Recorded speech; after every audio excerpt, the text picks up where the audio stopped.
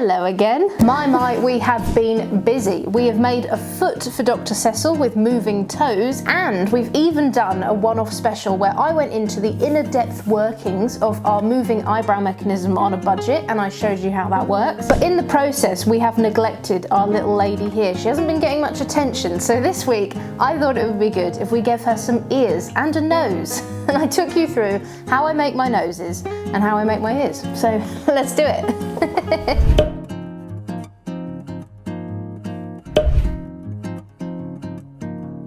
So I'm going to start with Betsy's ears today, and this is a personal preference moment. You can make your ear shape any shape you want, any shape that your heart desires and that your character is yearning for. I'm going to go with a simple ear shape today. It's my go-to, it's what I always do, but feel free to just go insane. Just absolutely go insane with it. This will hopefully give you the understanding of a bare bones situation. So what I'm going to do is I'm going to start out with a little bit of scrap paper here, and I'm going to draw out a rough shape that I want my ear to be. Now what I usually do for this, a little hack for you here, is I usually draw a half circle shape, and I usually like to do that with some thread because the circle bit at the top are often really good shapes for patterns if you're missing out on a circular shaped object. I'm going to get a biggish bit of thread here, and I'm going to trace half the circle, really easy. I'm going to cut it off at a straight line. I'll move these glues, sorry. I'm going to cut it off at a straight line, sort of about here, and I'm just going to go straight up like that. And I think that's really easy. It's going to be my ear shape for today. Okay, so now I've got my little shape here. I'm just going to have a look and see how I feel about the size and the shape of circle that I've gone for. I think I'm really happy with it. I think she's going to look really cute, isn't she? Who am I kidding? It's a good time now, if you're making a pattern of your own, to just assess with the paper cut out how it's actually gonna look. I think that's gonna be perfect. And what I'm gonna do now, and what you're gonna need, is a bit of scrap foam and the fleece of your choice, which is gonna be the skin covering. But first I'm gonna start with the foam. All I want here is just a little bit of padding. You could totally use stuffing. I just want my ears to have a little bit more shape this time, so I'm gonna use a bit of foam. All I'm gonna do is draw this out 4 times. I want 2 for each ear, so I'm gonna draw 4 in total, and then we're gonna stick 2 together each time. Like I always do say, it doesn't have to be very neat at all. As long as we've got the bare bones of the situation, we'll be able to work from anything. If you missed our fluffy episode at the weekend, feel free to catch up. I basically walked you through how to make a moving eyebrow mechanism on a budget, which was really fun actually. It was really nice to go somewhere else and do something a little bit different. So hopefully you responded well to that, and thank you for those who have responded well. Okie dokie, so we've cut our shapes out here in foam, and I'm just gonna stick them together very lightly and quickly with some fabric glue. It's gonna stay together anyway, so we don't need to hot glue it or sew it or anything, but I'm just gonna connect them together a little bit. And all I'm gonna do here is just spread a little bit of glue on the top like that. Not much, I mean, that is quite a lot, but like, you don't have to go crazy.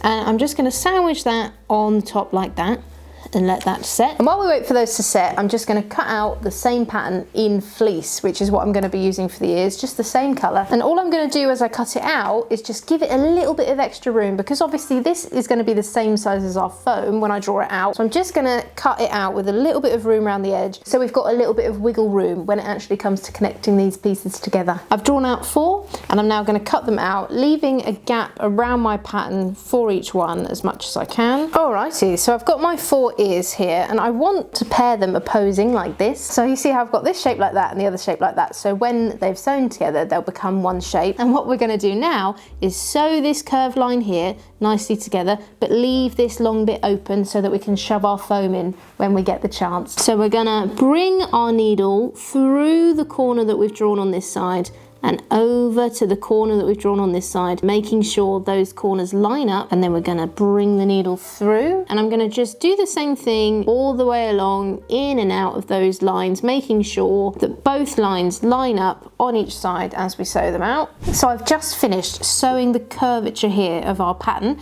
and I've left this bit open, and now what I'm gonna do is I'm gonna fold this outside in, so the pattern's now on the inside, and we're gonna get our little foam ear that we made, give it a little squish, and we're going to shove it in, and now we've got that foam in there. We're going to curl these bits in to our pattern line like that and sew that curvature together. I've already done it with this one here, so this one is now sewn all the way around the edge, and I've also sewn the straight line bit as well. That doesn't have to be so neat because it is going to be completely hidden, but this bit kind of has to be a little bit neat, which is why we did it inside out, because you get a better effect for some reason when you sew inside out. So I'm now gonna curl these bits over and sew this line together. And there we go, we've got our 2 little ears ready to put on. And the next step is to pin where you think you want your ears to go, just so we don't make a mistake. We're gonna try and make them as even as possible. You see this line at the top here of the skull, this seam line? I kind of want it to sit on that rough area. If you think about it, our ears are actually quite far back in relation to our jaw, so I don't really want to put it here or anything like that, unless you think that looks adorable, because it does. But I'm going to try and put it a bit more behind the jawline here. So I'm going to aim for roughly this area. Can you see that? Hopefully you can see that. Just roughly this sort of area, just a bit behind the mouth. Pin it there, and I'm gonna pin it on the other side as well. Okay, so something like that I think is gonna work. Something along these lines. If it's wonky, I can always fix it, and you can too. If it's wonky, you can always fix it, so don't worry about it too much. I think we're good to go. So all I'm gonna do now is stitch it to the skull. It's quite handy to not have your skull connected yet to the body, so you can just remove it like this. And I'm gonna sew as neatly as I can the ear to the face, and we'll see what it looks like. So I've sewn one on, and I'm just going to do the same to the other one. It might have changed a bit as I sewed it on, because these things can wiggle around, so just double check when you're going on to your next one to make sure they're as even as possible. Oh, that's a good point. You can really tell if you go a bird's eye view of it and look from the top, you can see how uneven that is. It's always a little bit nerve-wracking when you're doing things like this, because it's just like symmetry makes everything better, but some of us are incapable of natural symmetry. I'm just gonna go for it. I'm just gonna go for it. I've got to go for it. We've got to do it. Okay, here we go. We really are racing through. It's literally that easy. That's not too bad, actually. I think she's all right. They look really cute. So now we've done that and we've raced ahead, we're now going to move on to some noses. In terms of noses, there are 2 ways that I usually go about it. The first option is to get a nose pattern off the internet, cut it out in foam first, and then curl it over into a 3D shape and make a covering for it. The other option that I make is I make my own foam shape, and then I cover that with fabric myself. So I'm going to show you 2 options today. I'm going to show you downloaded off the internet nose pattern, and I'm also going to show you my version of a nose pattern, so that you can take your pick or do something completely different, as long as you've got these foundations of knowledge in place. This is how much foam we've got left now. We've really been cracking through it. So I'm first going to show you how I would go about making a foam nose that I got off the internet. It will come with 2 patterns. It will come with a foam pattern that's a bit smaller, and it will come with a fabric pattern that's a bit bigger. The aim of the final shape is you're going to curve all these bits in like that and have a 3D sort of nose, that shape that can go on the front of her like that. So I'm going to cut this out, and then I'm going to connect it together. As you may or may not know, my way of connecting things together is ridiculous. I don't have a good ventilation system, so unfortunately I can't use the big boy cements and bad glues. So what I like to do is get my fabric glue and go around the edge, and while that's drying I like to stitch it together in place so that I know she's not coming undone and my paranoia can rest its weary head. So I'm just sending some glue very roughly all the way around the edges, so it's got some extra support in there. Basically you want every corner point in the pattern to join up at the back. This is going to be the front of the nose, and all I'm going to do is just pin those ones in place. Okay, so I've roughly pinned it together, and I'm going to now sew it, but what I'm going to do is leave a bit of this back seam open so that we can stuff it, so it's just got a little bit of extra strength when the shape's all finished. Okay, the camera died because it got too hot, and now it's hair wash day, so I look like a drowned rat, but we press on, another dawn, another day.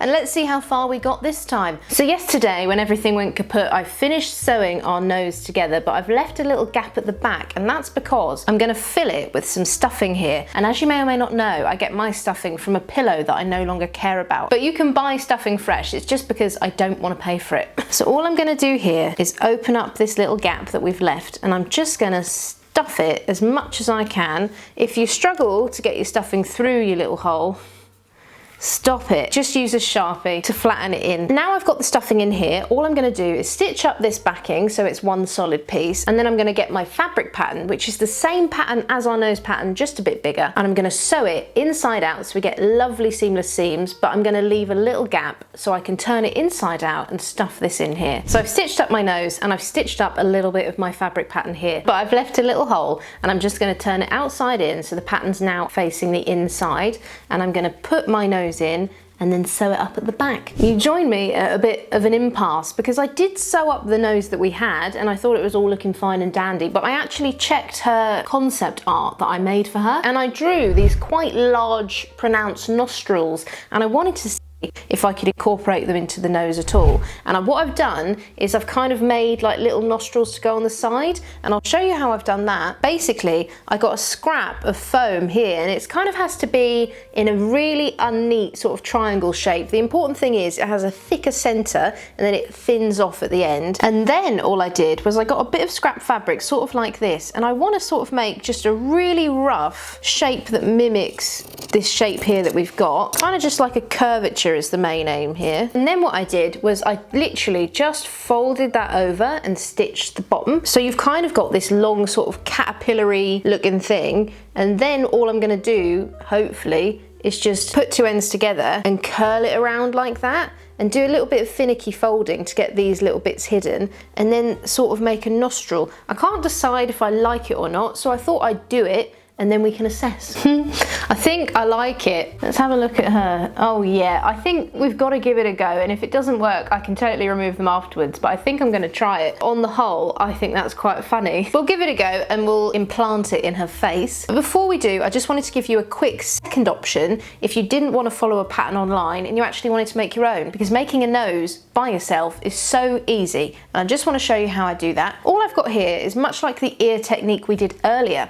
I've got two pieces of foam and I've made it really big so that you can see it's not usually this big if you're making a nose, unless you want it to be. But I've got two pieces of foam here, and then all I've got here is a shape that mimics the shape of the foam but quite a lot bigger. What I've done here is I've stitched around the edge really loosely, and actually when I started the stitch I left a long bit of thread out before I actually went around, so I've got a lot of room here, and then when I finished on the other side I've got all this string here, and that's important. So as you go around the edge of the fabric, just leave a long bit of thread when you start, because we're going to have to pull on it in a second. So what I'm going to do is I'm going to lay this down with the seam all the way around it, and I've placed my shape in the middle here. Then all you do, it's really easy, is you just give it a yank and it all comes together just like that. You can refine it if you want to, but I think it's a really good base point to just make a nose so easily. Literally just put some fabric around it and tying it up and you've got this shape all ready to go. So that's my second option. If you don't want to find a nose pattern online and you want to make your own, this is a really easy way to do it. With all that said, we're now going to get to implanting it into her face. Now, here's a disclaimer I didn't say before. I use a mixture of very professional and incredibly unprofessional methods when making my puppets. If you see anything that works for you, that's great, but if you can find something else that works for you, that's great too. This is just how I do it, and it's not the best option. So basically a lot of puppets are just stuck on the front, so you've got like a shape that finishes and it's got a flat side and you just stick that nose on the front. I'm not particularly an incredible fan of it, just in case it came off or you can see some gaps in the side. So what I like to do, and what I've done here with these guys, is I make an incision in their face through their fur and through the foam as well, and I push the nose in to a point where I'm happy with it, and then I glue it together around the edges. And you don't necessarily just have a shape that stops, you've got a lovely nose protruding out of the edge. So that's what I like to do. You don't have to do it like this. This can be quite tense because once you cut, you've cut, so it's important to get it right in your eyes. And what I'm going to do is I'm just going to line up where I think I want this nose. This can take a while to figure out where you want it and where it works, and usually I sit here for hours tweaking it by millimeters. But I'm not going to do that today. I'm going to try and do a very professional looking rushed job. I might take the nostrils off. I'm undecided. You must let me know what you think of the nostrils. Oh, this is so nerve-wracking. Honestly, this is the most tense part of the job. So I've made the lightest dot in the world just in case we've messed up here. And I'm going to begin the procedure. It feels so wrong. Every time I do it, it just feels, oh, it feels itchy. It feels wrong. I shouldn't be cutting into her face, but we have to, and we will. Oh, I'm going to take her head off. And I'm gonna have a look at it. Oh my god, I'm so sorry. Oh god. Okay. And as you cut that line, make sure that make sure that it's relatively the same height as the nose, but not too much bigger, because we want it to be contained and quite secure. We don't want it rummaging around. And now I'm in here. I'm also going to make a hole in the face. So I'm going to get my other scissors, cut as nicely as I can, just begin that incision, doing my best to follow the line that I've cut in the fabric. Now I've got this hole here, and the aim is to fold these bits back behind the nose so that it sits really nicely and you've got the skin coming out around the nose at the back. So now it might get a bit fiddly, but I'm going to shove one hand up here so I've got a support underneath, and then I'm going to grab my nose, push it in until it gets to a stage that I'm happy with it. It worked! Oh my god, it worked! I'm going to secure this with fabric glue. So basically I'm going to leave it in place, but as I go around to glue it, I'm just going to lift it up a little bit all around the edges, and be really careful. If you are using fabric glue, or any glue really, we don't want to get it on her skin. It will be visible and you'll see it because it will sort of stick a bit plasticky. So we've got to get it in this seam here. How do we feel about the nostrils at the moment? I think, oh, I can't work it out. I think I like them, I think I don't like them, I think I can't stand them, I think I love them. Please let me know. I'm very confused. You can also see how I've cut a little bit too much down here, and we've got that seam line, so hopefully we can hide that if we push up the fabric as we glue it. Okay, so I'm going to get my glue now. Such a nerve-wracking procedure, oh my goodness me. I'm going to get my glue, and I'm going to get my brush, and I'm just going to go around the edges really lightly. I don't want very much at all, because again, if you do spill it or get it anywhere, you will be able to see it on the fabric on the outside. So I'm just going to very carefully now, take your time, just going to open up this gap here and shove this glue in and let that start to set. And I'm just going to go all the way around, just like that, opening up those crevices and putting that glue in there. You join me an unnervous amount of time later, and I've been around the edges like I said I was going to do, and I've also used some dodgy pins to just pin it in place to let that glue have something to hold on to. I've also gone in here and opened up the neck hole as much as I can so that I can see the nose on the other side, and I've stuck fabric glue in there as well. So now it's all about just letting her dry in place. This can take anywhere from a couple of hours to a whole day. I usually like to leave them overnight just for peace and safety, but it's totally up to you. How do we feel about the nostrils now that they're in the head? I'm sorry to keep bringing them up, but I really am going back and forth on whether I like them or not, so you're gonna have to let me know. I really genuinely do need your advice. If anyone says to remove them, I think I will, but I don't know. You're gonna have to see what she looks like with pins, because I'm gonna have to let her dry for at least a day. But here's what we've got so far. We've got our ears on, looking lovely. We've got our nose on, with unsure nostrils that might be removed at any time. Hopefully you have a better understanding of how to make noses quite easily using any shape that you would like. When she dries, we're going to be moving on to the eyes in the next episode, where I also have quite unconventional methods for making my eyes. I hope you enjoyed today. I hope it gave you a bit more clarity into the nose situation. And you don't even have to be making a puppet. If you are just here to chill out and enjoy some creative fun, please do subscribe and ring that bell so you get told when we make a new video here. I hope you enjoyed it. I'm so sorry for how I look right now. I look fantastic as always. I hope to see you in the next one, and I hope you enjoyed it. See you later. Goodbye. I'm so sorry to have kept going on about the nostrils, really I am, but you're going to have to let me know what you think, because sometimes when you try new artistic approaches, you can just be unsure. So please do let me know down below. Okay, goodbye.